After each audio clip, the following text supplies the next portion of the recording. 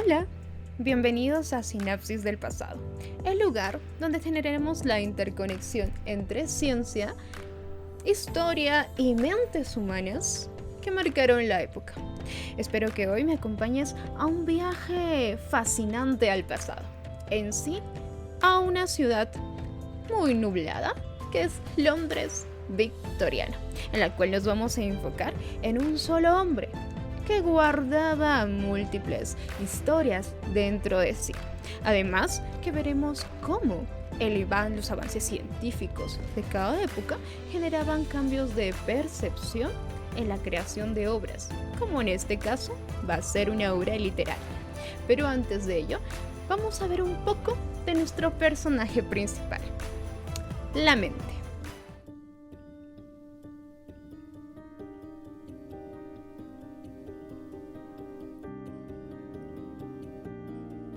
El cerebro humano, con un aproximado en un adulto promedio de 86.000 millones de neuronas, viene a ser el centro, el eje donde se va a generar cada acción, decisión, emoción, hasta impulsos. Pues bueno, hay una pregunta que se alberga a partir de ella, desde tiempos muy remotos. ¿Puede un solo cerebro albergar dos personalidades completamente opuestas? La pregunta queda en la mesa, pero planteemos un concepto adicional, un trastorno neurológico. Un trastorno neurológico que fue muy estigmatizado desde tiempos muy antiguos. La epilepsia, en el cual las personas veían que la humanidad tenía dos naturalezas, dos dualidades, a partir de la expresión de este trastorno. Bueno, con eso les presento el misterioso caso de Dr. Jekyll y Mr. Hyde.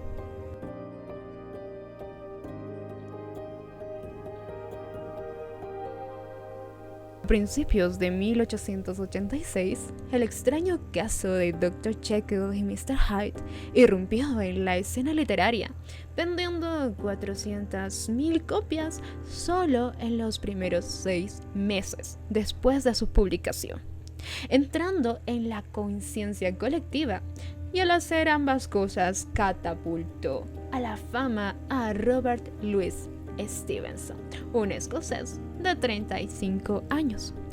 Stevenson se formó anteriormente como abogado. Escribió a finales del segundo siglo sucesivo, en el que la ficción inglesa y escocesa había estado muy preocupada por los derechos, los procesos legales y la criminología. Esto influyó drásticamente en la creación de esta obra, El extraño caso de Dr. Jekyll y Hyde.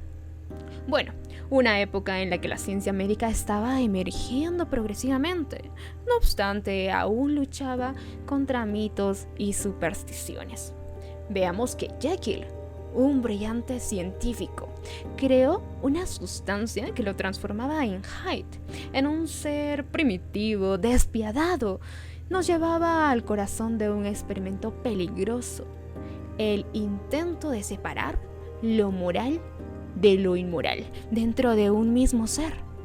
Si bien la historia nos invita a evaluar la conducta y el carácter de Hyde como inequívocamente malvado, complica nuestro juicio al implicar que él y Jekyll son, en efecto, la misma persona. Esta dualidad interna nos muestra una lucha constante en el ser humano. Pero, ¿podría ser esto en sí a causa de un trastorno neurológico? Específicamente, la epilepsia. Puntualmente, epilepsia focal temporal. Bueno, nos abarcamos a ello.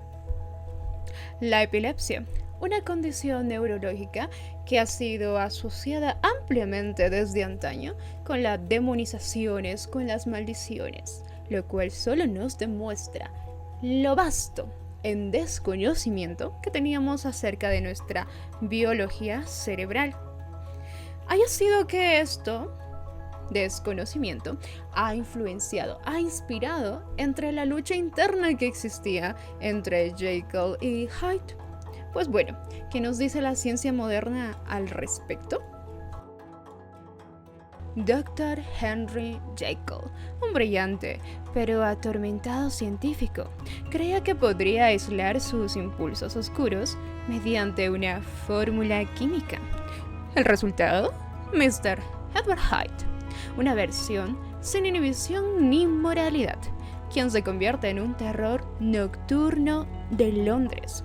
Esto se puede ver reflejado en el capítulo número 1 y número 4, en el cual se muestra la agresión y el homicidio. Claramente, la transición entre Jekyll y Hyde no solamente es química, bajo una poción, sino también neurológica. Esto se atribuye a que varios médicos de la época interpretaron las lecturas a algo asociado profundamente. La epilepsia, episodios convulsivos que presentaba el personaje. Claramente, hoy en día se puede conocer mucho más acerca de esta condición. No obstante, siempre darnos preguntas intrigantes y fascinantes acerca del cerebro también trae consigo conceptos aterradores de él mismo. La epilepsia, un fenómeno que ha traído la atención alarmantemente desde la antigüedad. No obstante, acá vamos a definir dos conceptos: convulsión y epilepsia, cosas distintas en sí. Convulsión viene a ser una actividad excesiva, incrementada, una hipersincronización de neuronas corticales, las cuales me van a producir un efecto neurológico transitorio, a diferencia de la epilepsia, la cual viene a ser un trastorno neurológico crónico, pero que predispone al paciente a tener periodos de convulsión. Vamos a ver que la ELI me va a definir epilepsia a partir de dos puntos importantes. La primera viene a ser que un paciente presente 2 a más convulsiones no provocadas o reflejas en un intervalo mayor de 24 horas. Y la segunda definición viene a ser solamente una convulsión no provocada o refleja, no obstante que el paciente haya tenido episodios previos de convulsión. A partir de ello, cerremos paréntesis.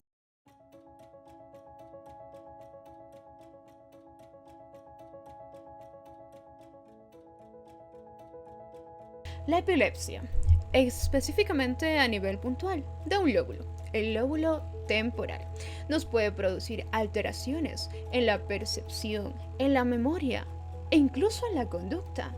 En el siglo XIX las personas con epilepsia eran vistas de una forma corruptible, muy mal. ¿Podría ser Hyde una representación manifiesta de esto? Ya que en la obra Stevenson lo caracteriza como una persona de baja estatura, hosca, tanto física como en carácter.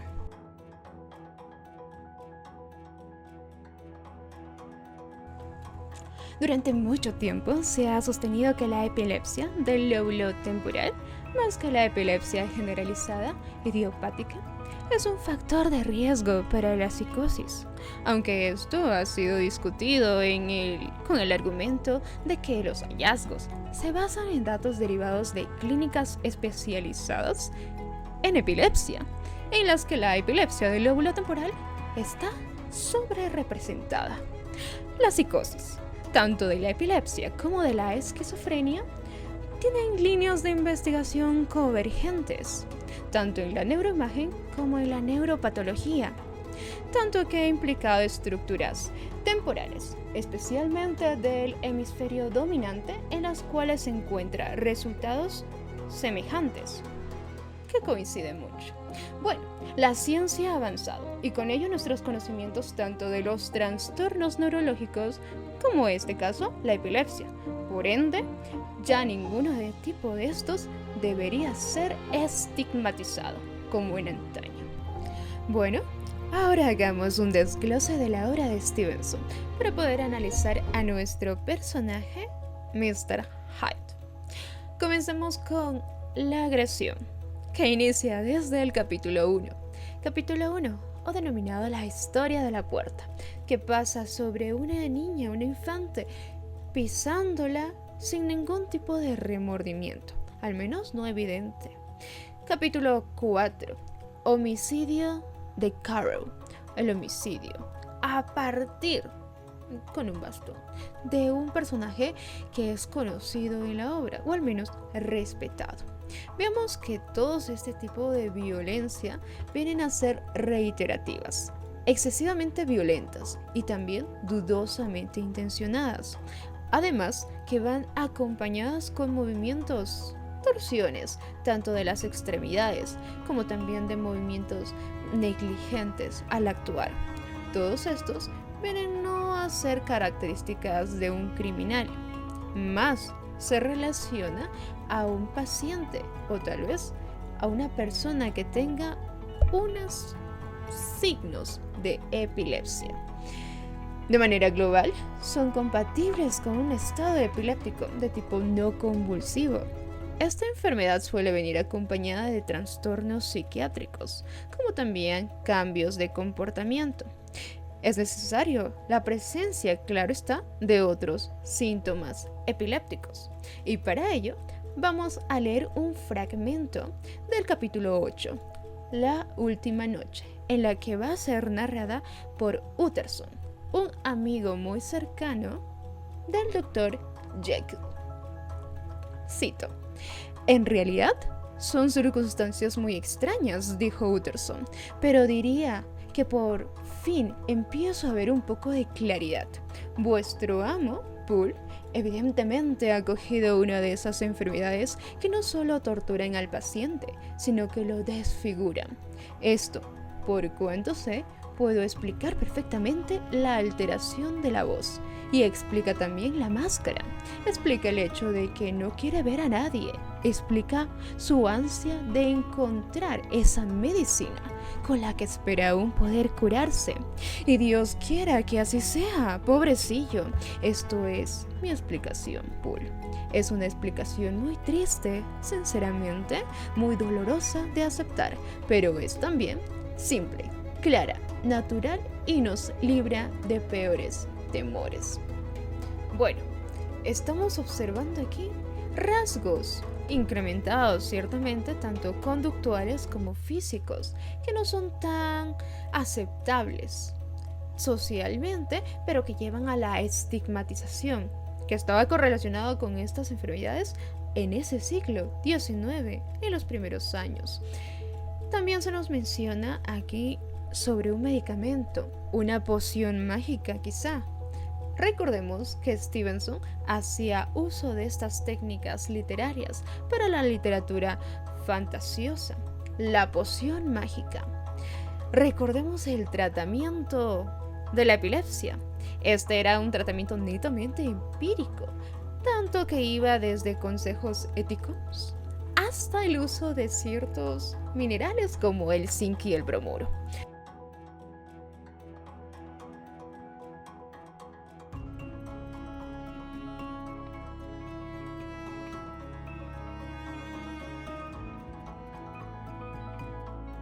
Una de las características que también es parte de la epilepsia, no de todas, porque hay tipos, va a hacer que el paciente ponga la mirada en blanco y tenga una rigidez facial.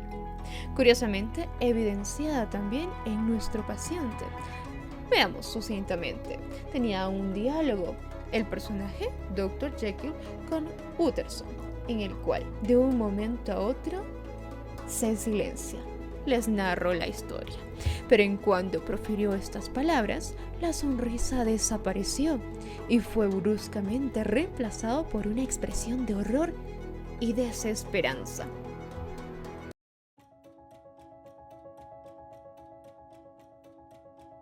Bueno, y si para aún no es suficiente, vamos a abarcarnos en los últimos capítulos, en el cual les narro sucintamente el ingreso a una habitación de parte de Utterson con Poole.